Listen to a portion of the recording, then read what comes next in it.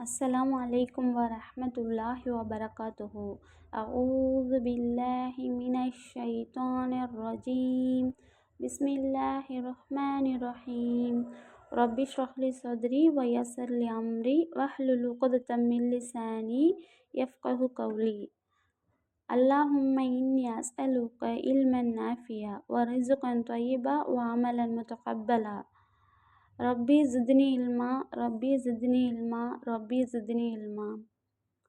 அல்ஹம்துலில்லாஹ். அர்-ரஜீம் என்ற சொல்லின் விளக்கத்தை தான் இந்த பாடத்தில் நம்ம பார்க்க போகிறோம் இன்ஷா அல்லாஹ். அர்-ரஜீம் என்றால் என்ன? அஊது பில்லாஹி மினஷ் ஷைத்தானிர் ரஜீம்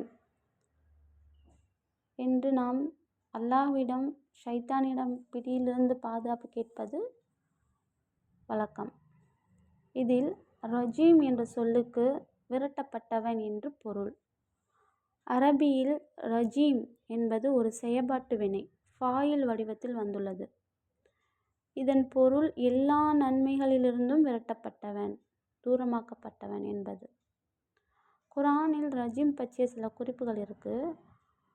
67:5 என்ற வசனத்தில் அல்லாஹ் கூறுகின்றான், நாம் வானத்தை விண்மீன்களால் அலங்கரித்தோம், மேலும் ஷைத்தான்களை விரட்டுவதற்காக அவற்றை ஆக்கினோம். இந்த விஷயத்தில் நம்ம தெளிவாக ஒன்று தெரிஞ்சுக்கணும். விண்மீன்கள் ஷைத்தான்களை விரட்டும் ஒரு கருவியாக இருப்பதை நாம் பார்க்க முடிகிறது. இன்னொரு வசனத்தில் அல்லாஹ் சொல்கின்றான், 15:17-18 என்ற வசனத்தில் வானங்களை நாம் விரட்டப்பட்ட ஒவ்வொரு ஷைத்தானிடமிருந்தும் பாதுகாத்தோம். திருட்டுத்தனமாக வானவர்கள் உரையாடலை ஒட்டு கேட்கும் ஷைத்தானை சுடர் வீசும் தீச்சுவாலை பின்தொடர்ந்து விரட்டும்.